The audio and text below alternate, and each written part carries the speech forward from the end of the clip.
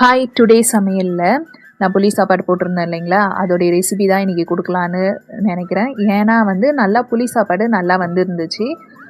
Chef அளவுக்கு இல்லைனாலும் நான் வீட்டில் இருக்கவங்க டக்குன்னு நினச்ச உடனே செய்கிறது எப்படின்னுறதுக்காக இந்த ரெசிபி தரேன். வெந்தயம், ஜீரகம், மிளகு இது நான் வறுத்து பொடி பண்ணுறதுக்காக எடுத்துக்கிட்டேன். மீதி இருக்கிற ஐட்டம்லாம் நம்ம தாளிக்கிறதுக்கு வச்சுக்கலாம். வெந்தயம், மிளகு, ஜீரகம் இது மூணுத்தையும் நல்லா ஃப்ரை பண்ணிவிட்டு அதை ஆறுறதுக்கு வச்சுக்கலாம்.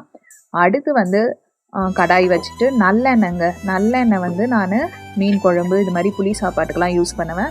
நெக்ஸ்ட்டு பூண்டை உரித்து அதை தட்டி எடுத்துக்கலாம். தட்டி எடுத்துட்டு கடாய் சூடான உடனே நம்ம ஆயில் போட ஸ்டார்ட் பண்ணிடலாம். ஆயில் ஊற்றலாங்க.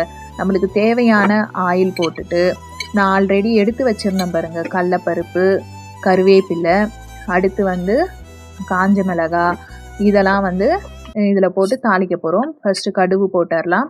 போட்டுட்டு அதுக்கு அடுத்து கருவேப்பிலை போடலாம். மிளகாவை எப்படின்னா அதில் உள்ளே இருக்க விதையை எடுத்துடுங்க. எடுத்துகிட்டு குட்டி குட்டியாக நம்ம பிச்சு வச்சுக்கலாம். அது மாதிரி போட்டு தாளிக்கலாம்.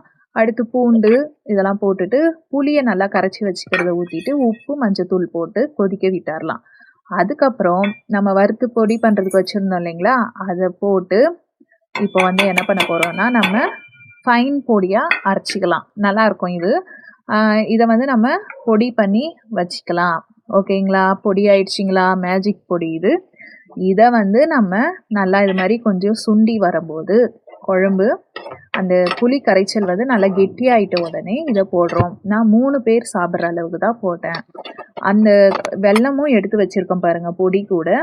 இது என்னன்னா இன்னும் கொஞ்சம் கெட்டியான உடனே இது மாதிரி வெல்லத்தை நம்ம லாஸ்ட்டில் நம்மளுக்கு எவ்வளோ இனிப்பு வேணுமோ அந்த அளவுக்கு போட்டுக்கலாம். ஓகேங்களா? அவ்வளோதான் புளி ரசம்.